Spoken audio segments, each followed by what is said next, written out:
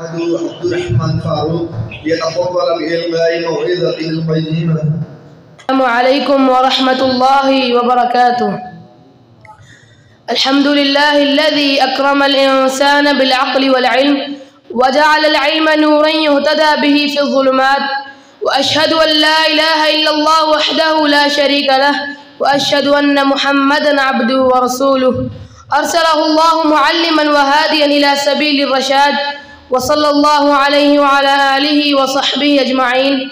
أما بعد، يا طلاب العلم، إن النعمة العظمى التي من الله بها على الإنسان هي نعمة العقل، والتي بها يستطيع أن يتفكر ويتدبر في الكون وما حوله. وقد جاء في الكتاب الله العزيز قوله تعالى: اقرأ وربك الأكرم.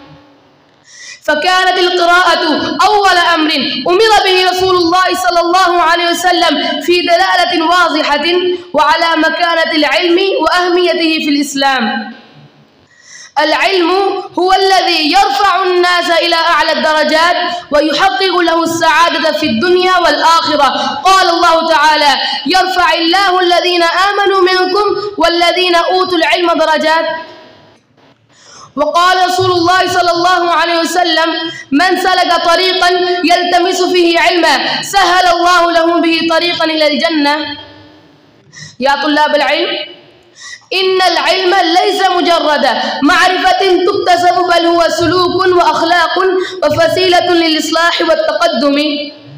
وقال الشاعر: العلم يبني بيوتا لا عماد لها، العلم يبني بيوتا لا عماد لها، والجهل يهدم بيت العز والشرف. وقد قيل أيضا في فضل العلم: تعلم فليس المرء يولد عالما، وليس أخو علم كمن هو جاهل.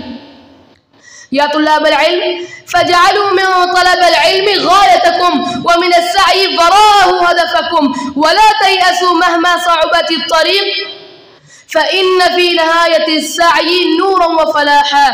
واعلموا أن العلم بحر لا ساحل له، فكونوا فيه غائصين وعلى دروبه سائرين.